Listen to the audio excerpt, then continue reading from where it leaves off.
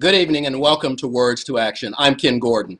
Welcome to another show where we talk about solutions, where we talk about issues that are affecting us from a political standpoint, from a civil rights standpoint, from a community standpoint, and from a social justice standpoint. First and foremost, today is Mother's Day, so happy Mother's Day to all of the mothers out there, and we appreciate each and every one of you. And to that extent, today's quote, as we do every single week on Words to Action, we give you a quote, and our quote today is, "It's not easy being a mother. If it were easy, fathers would do it." And that's a quote from the Golden Girls, and the Golden Girls is a sitcom that my little sister absolutely loves. But nonetheless, so we want to talk about mothers today. We want to talk about the evolution of motherhood on this Mother's Day. So again, we want to wish all of our mothers a very happy Mother's Day. And to each and every one of you, we thank you for being a wonderful mother, whoever you are. But we want to talk a little bit about the evolution of motherhood. And one of the things that led us to this show and wanting to do this show is a flap that happened probably a couple of 3 weeks or so ago, where a Democratic strategist made a comment about Ann Romney never having to work a day in her life. And of course, once that comment was made, the next thing that happened was Ann Romney came out and used that as kind of her opportunity to jump up on a soapbox and say, hey, I'm very proud that I'm a stay-at-home mom and I've raised kids and I've done all these different things. But the truth of the matter is, Ann Romney is out of touch with reality. Why do I say that? I say that because if you look around America, most women don't have the option anymore of being stay-at-home moms. Now, certainly there are women out there who are stay-at-home moms, and that's job number one. But in today's world and in today's economy, most women don't have the option of just staying at home and working. When you have a silver spoon in your mouth, when you have a billionaire or a millionaire husband, if you come from a millionaire family, then yeah, you can be a stay-at-home mom all day long. But the truth of the matter is that's just not the option that most of our women have. Low and moderate income women, they have to work. They don't have an option. They have to get out every single day and they have to go for job number two. Job number one is being a mother at home, taking care of the children, the family, the household. And then they go to work and do a 9 to 5, and then they come home and they cook and they clean. And this is the reality of a lot of women in America. But the other piece of it is that a lot of women in America understand that the reality is that they do have to multitask. Our first guest today, Rebecca Perrone, I think is a wonderful example of that multitasking and a wonderful example of someone who does it all. Rebecca Perrone is an elected official. She sits on the school board in Willingboro, New Jersey. She's a student. She is a mother, and she is just an all-around multitasker. So welcome to Words to Action, Rebecca. Thank you. How are you today? I'm fine, thank you. Wonderful, wonderful. Listen, so thank you for being on Words to Action today. We're talking about the evolution of motherhood. And I know that you are a mother. Yes. You also happen to be an elected official. You also happen to be a student. And you also happen to be someone who is very involved in the community. You're in the NAACP, as well as a number of other organizations where you're not just in them, but you're actually very involved in them. So let me start off by just asking you, you were obviously, you had a mother, obviously. That's how I exist. That's right, there you go. So from your eyes, how has motherhood changed over the last, let's say, 20 to 25 years? Well, basically, as you said earlier, mothers have to work now. And mothers that stayed home before and raising their children, helping their children with school at home, and just basically doing the household chores, now have to do that and then some. And I say that to say, one, they have to go to work. Mm-hmm. Two, get a better education, continue their education, and just to be able to support their families. And a lot of times today, even the married families, both parents have to work. Mm-hmm. So you're starting your family and you don't want to wait until you're 45, to start a family. So you start young, Mm-hmm. and that's the time when you're supposed to be building your career. Right. So it's being done simultaneously. Parents, mothers are working, going to school, such as myself, and also they're at the PTA meetings, they're involved in the community. But okay, so I get that part. But you have these people out there like an Ann Romney, who is, for all intents and purposes, very wealthy. Why isn't that their reality as well? It's tough in everybody's household. How does a woman like Ann Romney say, well, I get to stay at home and just be a stay-at-home mom? Is that, do you think that people have that that option and they just prefer to be so into the bling bling and so into having to have, the BMW SUV and having to have the big house? Do they really have to work? They don't have to work. No, they do. They have that luxury of not having to have to work. So, well, okay, let me ask it differently. Not Ann Romney per se, but most Americans, if you yes. will, middle and lower class. Do they really have that option, or are they just doing it to get all the bling bling and everything? Right. Unfortunately, they don't have that option. With the way the economy is and the way we have evolved and how expensive your regular living is, you have to work. You know, like I said, both parents have to work. If it's just for the single mom, definitely, a lot of times she has 2 and 3 jobs, trying to just, in whatever job she is in, trying to better education, this way she can make some more money, so maybe it could be just one job. So there are a few challenges there for today's So Rebecca, one of the things that I respect tremendously about you is that you are a tremendous juggler. You are an elected official. You are a student. You're pursuing your master's degree right now. And you're a mother, and that means that where some people would have the luxury of just kind of going home, kind of chilling out, when you get off work every day, you don't have that option. So talk for a minute about what motivates you on a day-to-day basis to keep all those balls in the air. Well, my daughters motivate me to keep those balls in the air. I like to set the bar high, and just coming from my background, I wasn't born with a silver spoon. I was the first to graduate even high school in my family. I'm one of 11 children, and I want my children to see me as a role model. We have so many role models on TV, such as famous stars that children look at. Claire Huxtable. Yeah. Are you talking about that kind of person? Well, I'm talking about like Beyonce. They see people like that on TV, and that's who they want to be. Okay. But I want my daughters to want to be like me, and in that case, I make sure that I'm dressed appropriately and I'm doing the things that I'm expecting them to do, like go to school. So who were your role models? My role Beyonce. No.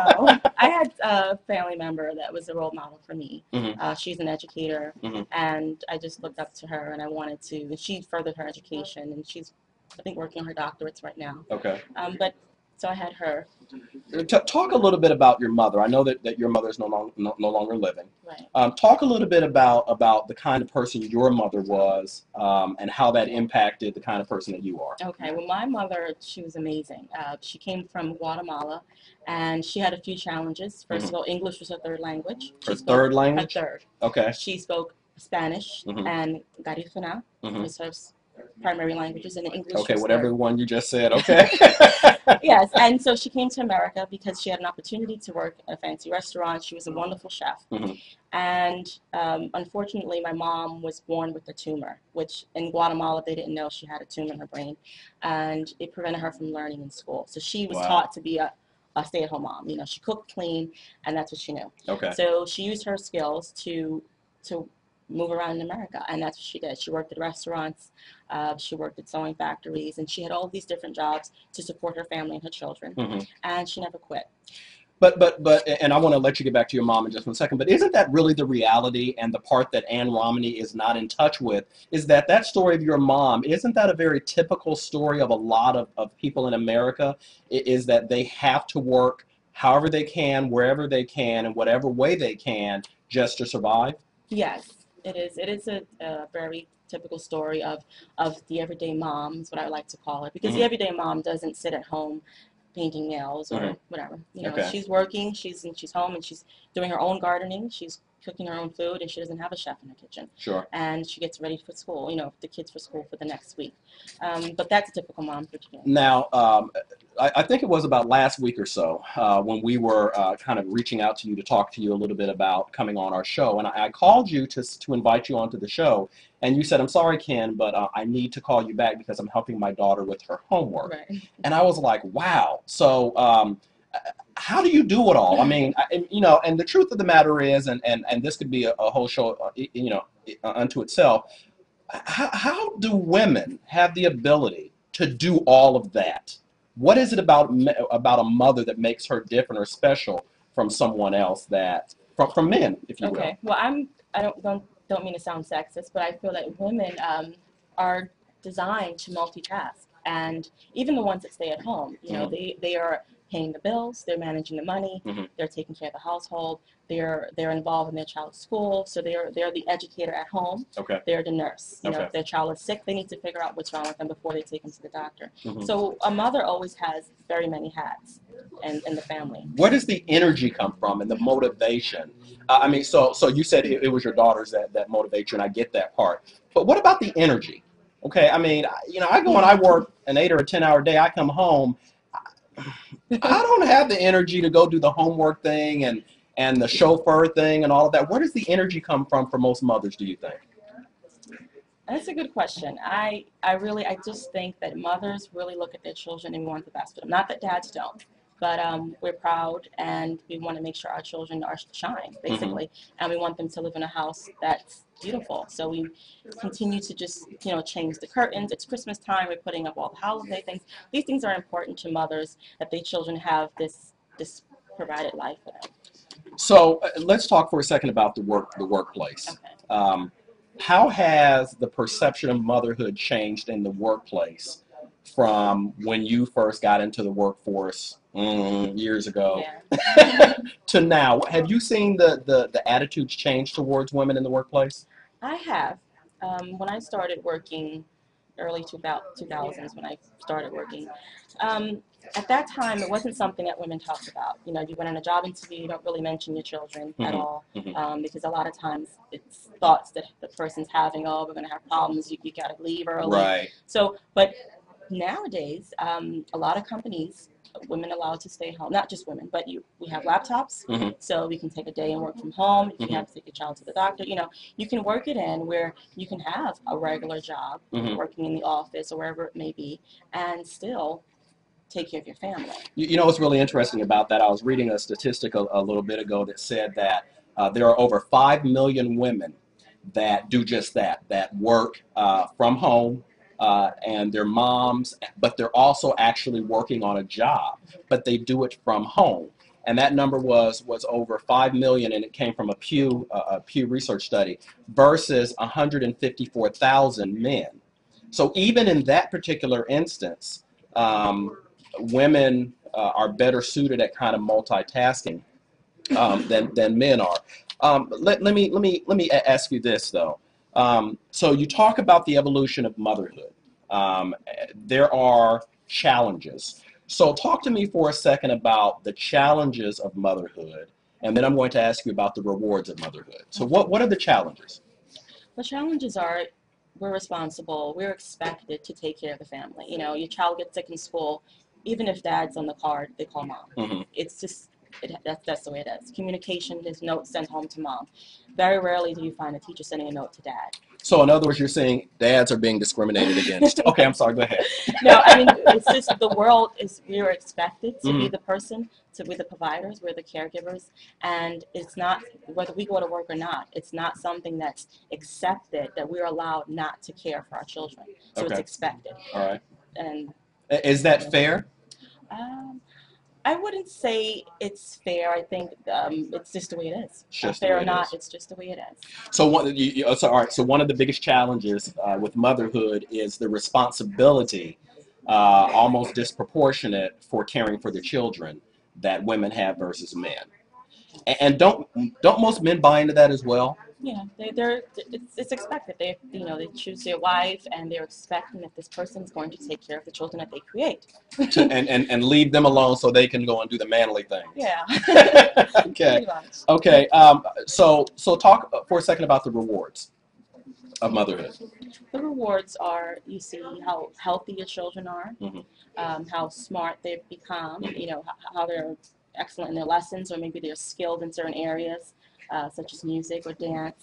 And those are the rewards. And once they're older and gone off and done themselves, you know, successfully and went to school, those are the type of rewards that mothers see. So I'm going to kind of turn the corner a little bit here and kind of lay a bit of the groundwork for us, our guests coming up. But really, before I do that, you're an elected official. You're on the school board. Yes. What prompted you to go on to the school board and to get involved in that capacity? Well, there was lots of problems with the education in my community, and I just needed to get involved, and I needed to get on the board and try to somehow work with the people that are there so that we can turn it around. Because I believe that if we all work together, then it's something that's possible. Very possible. So let me lead you a little bit then, because I was actually on the school board when you first came onto the scene. And the reason you came onto the scene is because you were not happy with not just the things going on, but how it affected your children. So is it fair to say that a component of motherhood is what prompted you to get involved? Yes, definitely. I don't know I'm pretty sure if I didn't have a child in the district, I just moved there, I probably wouldn't have never went to the school board to talk about anything. I know that there are people in the community that go to the school boards and they don't have children there. Just being my age, and if I didn't have any children, I probably wouldn't have. So obviously, you know, motherhood has a lot of challenges. It has a lot of rewards. There are a lot of expectations placed on women. But by the same token, women are uniquely qualified to be mothers more so than men, in your opinion, and certainly in mine as well. But interestingly enough, even though we see that there's kind of that level of respect for women because of their unique ability in motherhood, women in America are under attack like they've never been before. And if you turn on certain talk radio shows and programs, there's a lot of disrespect leveled towards women. Why is that? I believe it comes from television, the way the music has changed, and the way that women are portrayed on TV, with their bodies exposed, and how it's glorified to expose your body parts, whether or not you're a mother or not. And I think the respect has gone away. You know, years ago when women wore, you know, more clothing and their bathing suits were pretty much like jackets, you know, they had more respect because of that reason, I believe. So if you go back to the 50s and you take a look at the way women were portrayed on television in the 50s, it was a very kind of subservient way that they portrayed them. And then you kind of see that evolution over time, and you kind of go from there, and you kind of go up through, you know, the moms of the 60s and the 70s, and you look at the sitcoms. You look at One Day at a Time, and you had a single mother raising two daughters, big hit during that time. Then, you know, you kind of go up through there, and then you had Claire Huxtable, and then you have Roseanne Barr, who was, you know, the sassy, you know, non-slender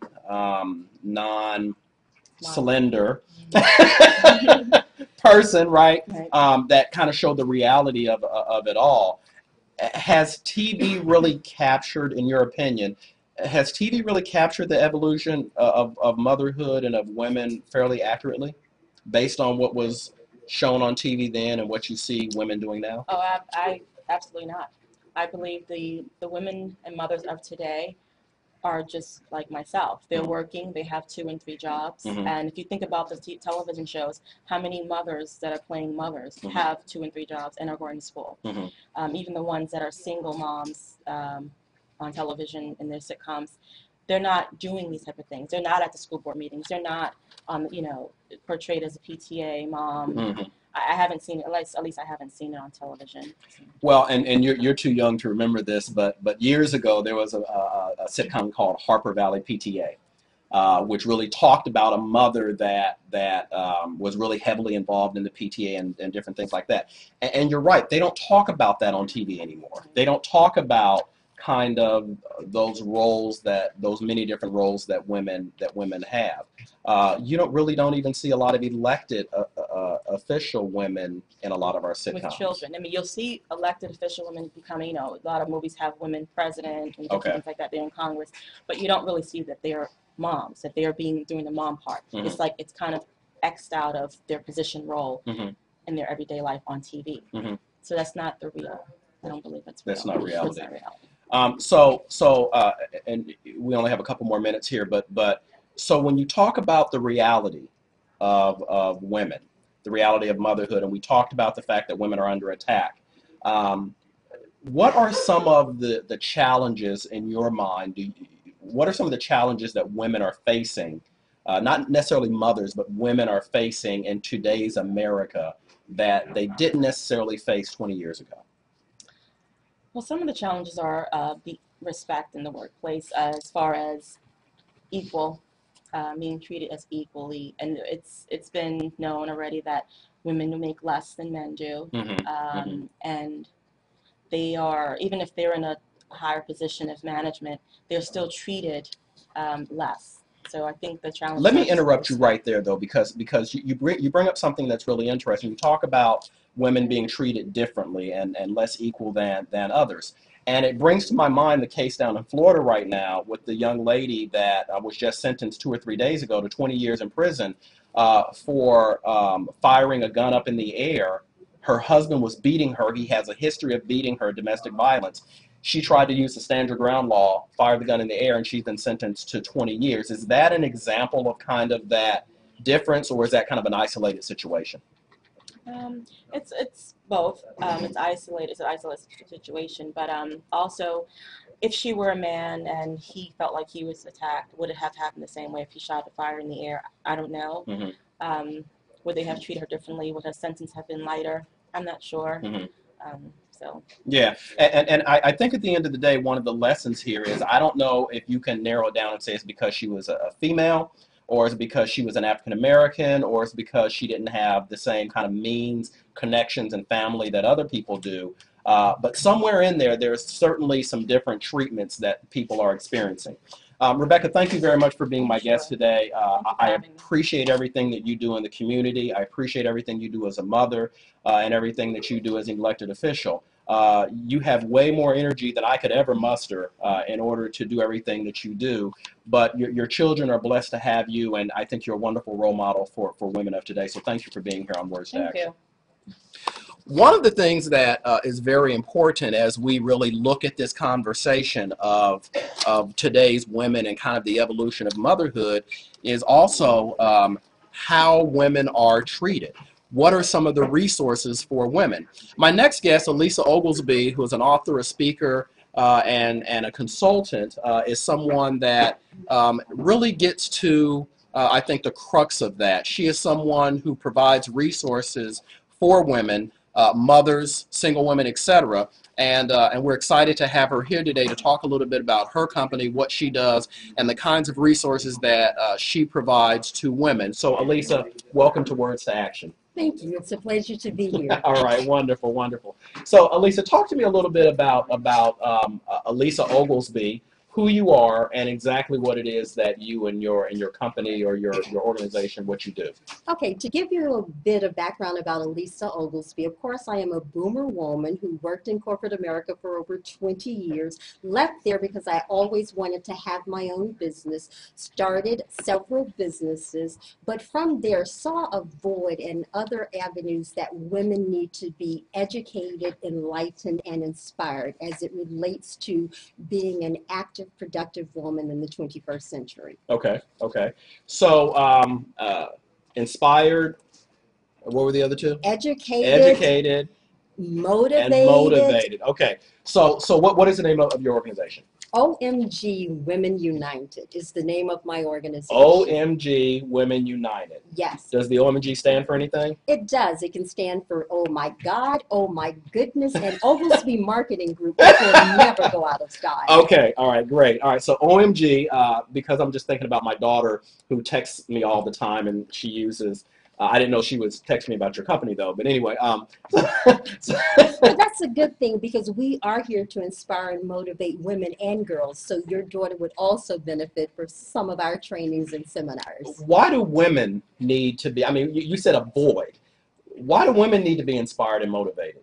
Because we need to make sure, number one, our voices are heard. Mm-hmm. Number two, we need to know where are the resources for us. There are a lot of different situations that are totally unique to women. It could be from raising children, to getting adequate pay, to finding out where do I need to go just to stand up for my own legal rights. Okay. And those are unique to women, you think? They are definitely unique to women. Okay. I know. All right. So when you go out and you kind of do what you do, how do the men handle that? I mean, what do men say about OMG and all the resources that you bring? Have you gotten are they welcoming? Are the men like, oh, this is a good thing, yes, you know, or are they not? Well, a secure man would definitely welcome everything that we're Yes, we doing. do. Yes, we absolutely do. Because as a result of that, with a secure man like you and many others, you will know that the country, Mm-hmm. the world, the Mm-hmm. community is as strong as the women who are around here. So when you said that, it kind of made me think about something, and we're going way off topic right now. That's perfectly fine. So how has having a strong African American woman like Michelle Obama, how has that inspired you, and do you find yourself using that in your discussions with women? Well, first and foremost, I'd like to give a lot of praise to First Lady Michelle Obama. Mm-hmm. However, Michelle Obama is like a lot of my friends and like a lot of other women around that I know. Mm-hmm. But what makes it even better, she graces herself under pressure. Mm-hmm. And a lot of us sit back because she's always under fire. She's always under criticism. Right. So no, what that has done really is, number one, said, you know, she can do it, so can we. We've always been doing it, Sure. to be honest with you. We just have not had the national platform in order to make the general population see our capabilities. So you indicated that you're a boomer. Yes, I am. Okay. So what have you noticed? What has changed? And we talk about the evolution of motherhood. Yes. What has changed for mothers and for women in the last, let's say, 20 to 30 years? A lot has changed for women and mothers over the last 20 years. First of all, as a boomer woman, a lot of us have our master's degrees or undergraduate degrees, number one. Mm-hmm. We're working, we're in corporate America, we're having the issue of work-life balance. That is something different. And so Okay, those are some of the things. Let me stop you there. Yes. You said you're having the issue of work-life balance. Absolutely. Okay, expound upon that a little bit more. What does that mean? Okay, basically, let's take a level. Let's start with corporate America. First of all, how many women are in C-level positions? Very little. Statistics have shown less than 3 or 5% of women are actually in the C-level positions. We have the education, Mm-hmm. we have the experience, but Mm-hmm. we're not there. Why? Because we have children. A lot of times what happens, you have to, you know, have a child, take time off, go back to work. The Mm-hmm. status quo is not looking at that Mm-hmm. very favorably. Mm-hmm. If you're working as a mother who's making minimum wage, you have to work 3 or 4 different jobs in order Now to. hold on. Let me stop you right there, Go because ahead. Ann Romney says that, you know, there's a lot of stay-at-home moms, and you know, and that's a good thing. So, I say she's out of touch with reality. I'm listening to you talk, and you're talking about low and moderate income women that have to get out and work. So are you suggesting to me that that's not the world that Ann Romney comes from? I am saying absolutely not is not the world that she comes from, because a lot of ladies, especially in our communities, Mm-hmm. they don't have that luxury. They're working 2 or 3 jobs just to make ends meet. Mm-hmm. So no. What else are we going to do? Mm-hmm, mm-hmm. I was reading a comment from an article today, and the gentleman was talking about the fact that he lives in a very affluent neighborhood where the majority of the women there do not work. They are stay-at-home moms. And let me be really clear. I recognize that stay-at-home moms have a job. Absolutely. I recognize that it is a very difficult job. And I also recognize, I was reading a study today, that 79% of men prefer to work outside of the house. And there's a reason for that. Yes. We run. Yes. No doubt about that. Sometimes. Is that the exception, not the rule, that you have that kind of community that the man described? Is that typical of America, in your opinion? In my opinion, no, it's not typical of America, especially in our communities. We talked about our low to moderate sisters. Mm-hmm. We can even talk about our sisters with degree, great jobs, etc. Oftentimes, we still have to work in order to afford our children and families the luxuries. And when I say luxuries, I'm even talking about creating wealth. Okay. It's going to take those two family incomes, because if you think about it, women, we still make less than men.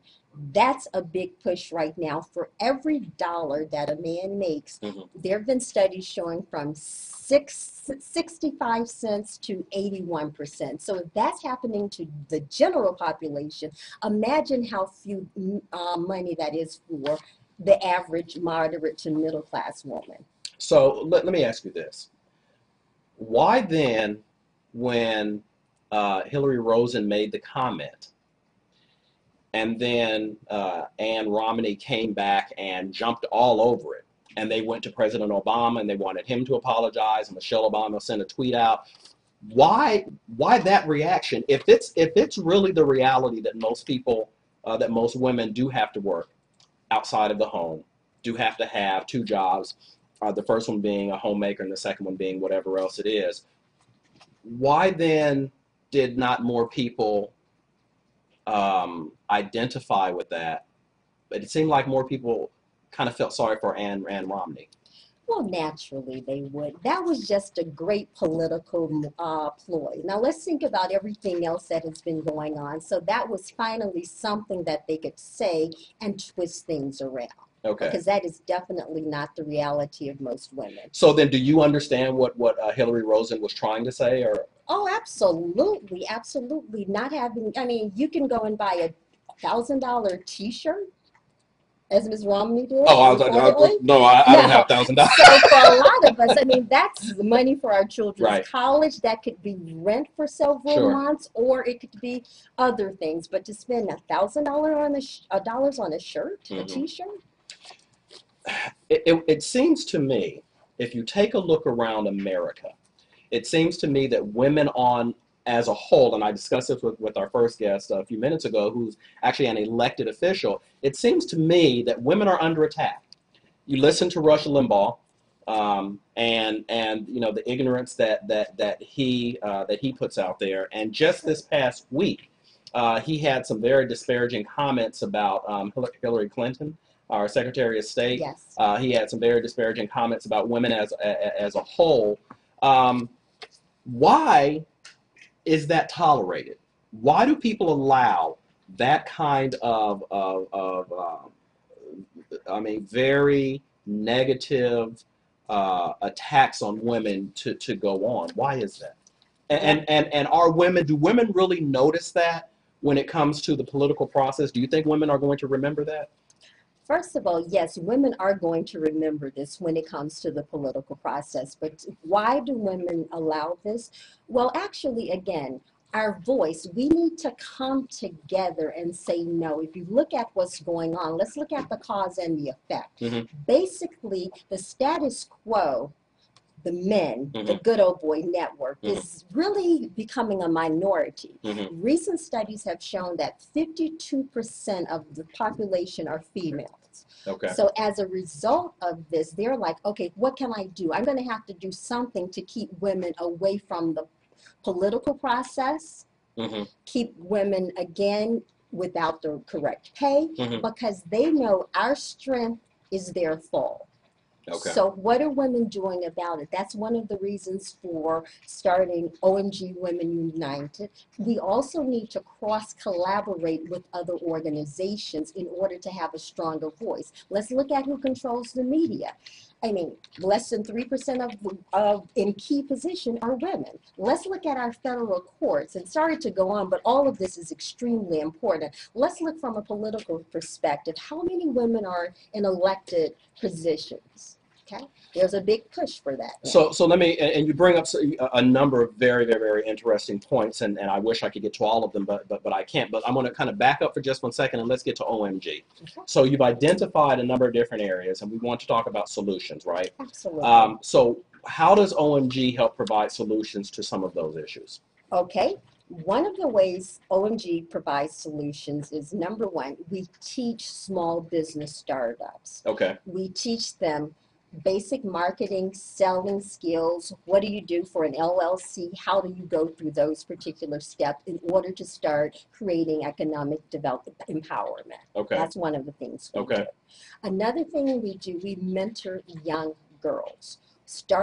It's giving them experience and exposure, placing them around women who are in the corporate arena, women who own their businesses. Okay. Also, especially as a boomer woman, she's a part of the sandwich generation. What are some resources for her? We talked about working. They want to keep their jobs. They are raising a family, but yet you've got your aging parents in the middle. So what are some services for that particular group? So we go out, because I used to own a home health care agency, we go out and educate women and provide resources for them.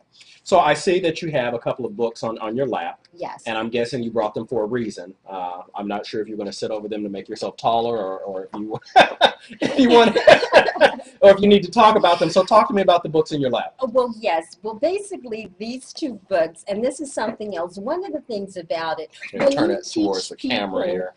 How to think instead of what to think. That's a sense of empowerment right there. Okay. The first book is Empowering Transformations for Women. This is a collaborative effort where multicultural, multi-generational women got together to share their stories. Okay. The reason we are doing that is to, there may be somebody who's like, oh, I don't know where to turn. No one's hearing me. They will read this and see how other women have overcome their challenges in life. Now, if I'm not mistaken, I think, is it the story of about 40 women? This is one with 40 women, yes. Okay, see, I do my homework. You definitely do your homework. So it's called Empowering Transformations for Women. Empowering Transformations for Women, compiled by Sue Erda. Yes. And Kathy Filer. Is that right? Yes. Okay. All right. Great book. I read some of the reviews about it, and I actually read some of the stories on some of the women. It is a phenomenal book. And the next book. This particular book, Women Living Consciously, was actually launched on May 1st of this year. This time there are 47 women, and basically. So you could have quizzed me on that. I would have known that. Oh, well, okay, next time. I believe there are 47 women, are there not? You're absolutely correct, yes. Mr. Gordon. Perfect. But most importantly, there is a different way of living now. We're becoming more consciously aware of our worth, our voice, and our power. Okay. And we're going to use economic empowerment, political empowerment, and spiritual maturity in order to make a difference in this world. So let me just tell the audience here: Women Living Consciously: Real Stories of Women Living on Purpose with Passion Empowered. And it is compiled again by Sue Erda and Kathy Filer as well. So a couple of excellent books for you to pick up. I want to take you in a different direction because you kind of said something, and I want to tease it out a little bit in the last couple of minutes we have. One of the things that I recognized, and my previous guest, Rebecca Perrone, is an elected official. She sits on the school board in Willingboro, New Jersey. When she got involved in the process, one of the things that was missing from the process is classes, if you will, organizations that go out and prepare women for political life. Okay. Now, I heard that there's something like that up at Rutgers somewhere up north.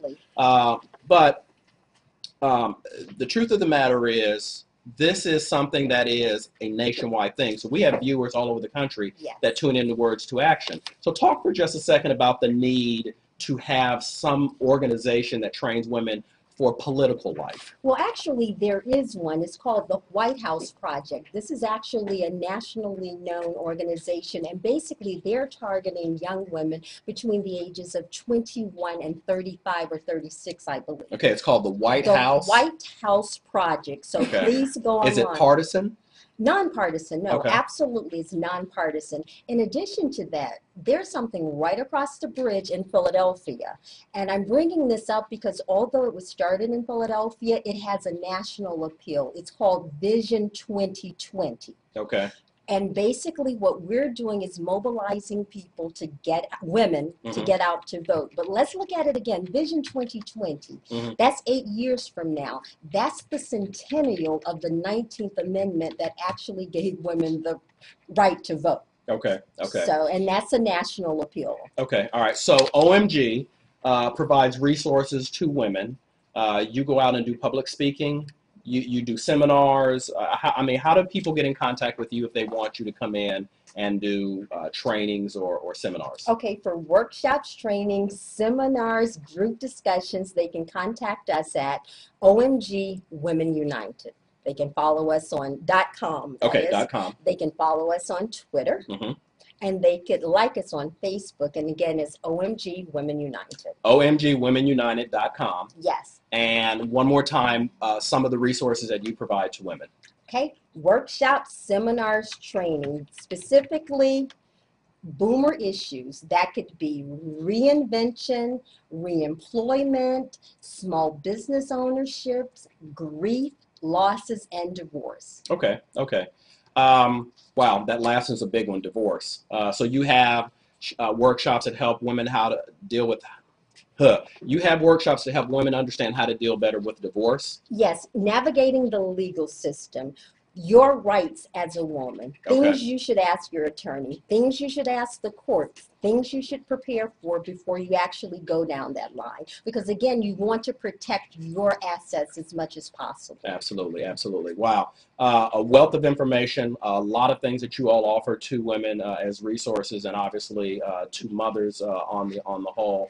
I appreciate you being with us today. And again, as I said to my previous guest, I have no idea where you get all the energy from to do all of this, but certainly it is something that is very, very much so needed.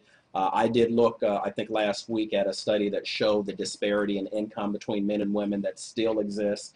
I know President Obama actually has done a tremendous job with moving some legislation forward to try to even that out as well. And you want to comment on that very quickly, I can see. No, go right ahead. You're doing a great job. You're doing a great job. He has done a great job in that, and he's very sensitive to that, so I think that's a wonderful thing. OMGWomenUnited.com. And then the books are also on there as well? Yes, they are.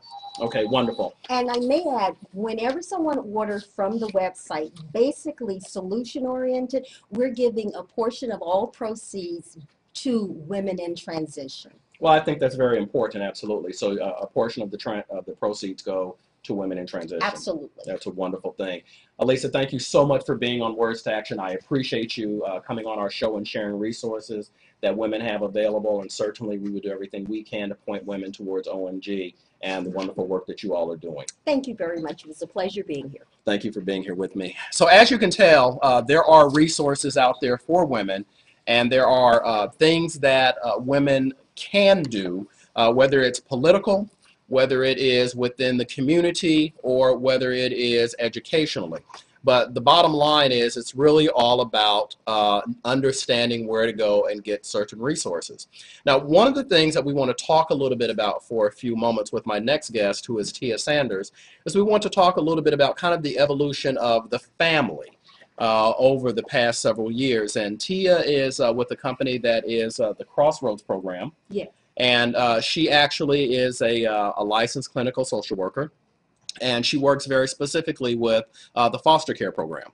And Tia, welcome to the show today. I appreciate you being on Words to Action, so thank you very much. Thank you very much. So let's talk for just 1 second about, and again, happy Mother's Day, but let's talk for 1 second about the Crossroads program, what they do and what you do for them.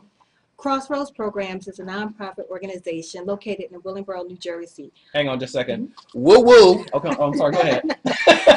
Located in Willingboro, New Jersey, our mission is dedicated to working with abused, abandoned, and at-risk youth, providing them with resources and support so that they can lead healthy and productive lives. We have a variety of programs: residentials, group homes, transitional livings, and specifically, I'm the program director for Community Care for Kids Network, which is our therapeutic foster care network, where we provide out-of-home placement services for children who have been displaced. And also Second Chance Homes, which is our Mommy and Me program, or if there's a dad, we haven't had a teen dad yet, but it's for under 18 years old, where teen moms or dads can reside in a caregiver's home and receive support services, parenting skills, room, board, where they can learn to rear their children in healthy, productive ways. So that was a mouthful, okay? a lot in there, but let me kind of go way back for 1 second.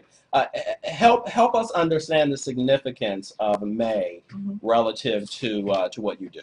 May is National Foster Care Month. Okay. And Foster Care Month started in recognition of parents and foster parents who have been working with this population. In 1988, President Bush actually made it a national forum. But in the 90s, they started focusing more on the youth and preparing them for transition. For many children are in the system. From right now, there's about 500,000 children who are displaced and throughout the country who are in foster care. In New Jersey, the Advocates for Children in New Jersey, Kids Count New Jersey, just did a survey that 1 out of every 10 children in New Jersey are in some sort of out-of-home placement. So let me interrupt you for a moment there, because I want to try to bring clarity and clear up kind of confusion, miscalculation. When most people hear the word foster, or the 2 words foster children, there's a perception that they get in their mind. And I want to talk about that perception for a moment, but I'm sure you run into that on a regular basis. So talk for a moment about the perception, and then talk to us about the reality. The stereotypical version of foster care, to be perfectly honest, is, no, you can lie. is that traditionally... Hang on 1 second. We don't lie on Words to Action. I'm sorry, go ahead. It's from an urban environment, traditionally African Americans, the crack baby or crack mother, and that they couldn't take care of them, and that's why they're in the foster care system. Our children have been exposed to abuse and neglect, and it's all children. It's not an African American epidemic. We have children from every race, every nationality that have been displaced. They may be displaced because of the traditional abuse and neglect, but that may come from a place of a challenge and stress on a parent. I don't think that any parent would want to intentionally harm their children, but because of what they're dealing with and not having support services in place, you know, they unintentionally harm their children. Other times, like for our programs in treatment homes, our youth have emotional and behaviorally challenged because they may be dealing with some mental health issues, and their parents may love them dearly, but they need some support services and able to support them. Our Mommy and Me program, Second Chance Homes, it may be that the young lady got pregnant. Doesn't mean that she doesn't have a family that loves them, but they may need some additional resources to help this young woman rear up the next generation in a healthy, productive manner. So does this perception, this stereotype that's out there, does that negatively impact your placement abilities? Yes, because we need a diverse population of persons who are willing to open up their homes. And if the perception is that these are quote unquote bad kids, or that they come from such dysfunctional families, then they're hesitant to take the children into their home, where all children need an opportunity to grow in a normalized environment. And if they can't be in their own homes, they need people who have a heart for children and to understand them and to give them an opportunity to address some of the traumas and abuse that they've been through. So as a licensed clinical social worker, you say a whole lot of words that totally don't connect with me. All right, just so we're clear. Okay. So help me understand, kind of give it to me, you know, on a Ken Gordon level, right? Okay. When you talk about emotionally challenged and mentally challenged, what does that mean? Emotional and behavioral challenge means that something traumatic has happened to the child, whether they lost a family member, whether they were displaced because mom or dad didn't have housing. And so as a result, DIFAS had to come involved and take them from their home. And as a result, if you dealt with a trauma where you were removed abruptly from what you knew to be home, you might start to act out too. Okay. And so our children don't know how to express the hurt and the loss that they dealt with, and without support services saying it's okay for you to grieve, it's okay for you to acknowledge that you love your mother and you may never see her again, they begin to act out in emotional ways. They begin to not be able to function appropriately in school. All right, and I'm actually glad you said that, because I wanted to hit on that for a second with the schools. Are your average school districts, do most of the school districts around the state have the capabilities to effectively deal with the kids that are in your program? It depends on the school and it depends on the school district. Many of our children who are in treatment homes are classified, so they have some type of classification, maybe emotionally disturbed, meaning they need some additional support services. And in a traditional setting, normal classroom setting, many classrooms in certain environments, it's a challenge for any child to be able to function. But if you're dealing with the fact that you were displaced from your own home, you may not know where your mother is, and you don't know where your siblings are, you can't focus on basic math, reading, and writing. Sure. And so you need some additional support services. So some school districts are good at working with our youth, others need some more support, and they need advocates for them, and that's where a foster parent can come in place and really advocate for the services that a child would need. So let's talk for 1 second about foster parents being then, because at the end of the day, that's really what this is about for you, is trying to find foster parents. Yes. Now, it's my understanding that you all are having a challenge trying to find enough foster parents for the number of kids you have in your program at the local level in your program. Is that right? Yes. Okay. So what is it that, what can we do, what can people listening do to help out those kids that need the help? If you have room in your heart and room in your home to let a child come into your home, you can reach out to us and find out how to become a foster parent. Okay, so let me stop you. How do they reach out to you? You can contact me at 609-880-0210 or by our website. Now, you know you can't do that. You know how this works. Okay, so let me ask you that again. 609 880 0210. Okay, and that's your phone number. That's our office. Your office, okay. So they can call your office to get more information about becoming a foster parent. Yes. Or they can go to a website, I'm assuming. Yes. And that website is? www.crossroadsprograms.org. Okay. www.crossroadsprograms. Yes, with an plural? S. Okay. Yes. Programs.org. Okay. What is the profile of a good foster parent? They have to be at least 21 years of age to work with us. Okay. Have some experience working with children in any capacity. So you could be a volunteer, you could be a coach, you can be a parent. Have some knowledge of understanding or willing to learn about the needs of the youth. And also have an unconditional kind of love, meaning that these children are going to have some challenges, but Sure. you have to have some stamina to be willing to work with our children. Do you all offer any training for people who are interested? Absolutely. We offer a 16-hour course prior to even becoming a foster parent, just to see if to give you information on understanding the behaviors of children with emotional behavior challenges, how to be a professional and work with and advocate and navigate the system. And then while you're with us, if you come on board, you receive 12 hours of training minimum a year for ongoing training. So let me backtrack for just 1 second, because we only have about 15 seconds left. But if they're interested in becoming a foster parent, or they know someone who is, they have room in their heart, room in their homes, then they can contact you at www.crossroadsprograms.org, or they can call the office, which is in Willingboro, New Jersey, at 609 880 0210. May is National Foster Care Month, and we will certainly pass the word and do everything we can to let people know that we need more more foster parents out there. My mouth is not working today. Anyway, listen, Tia, thank you so much for being with us today. I appreciate it. So we appreciate Tia being on here, and the truth of the matter is that there are, in fact, there is a need for more foster parents. We have, as Tia indicated, over 500,000 children who are in need of someone with a big heart that can help them navigate their way through the challenges that they have faced. You know, it's very interesting. Many of us face dramatic or traumatic situations in our lives, loss of loved ones, or any number of different things.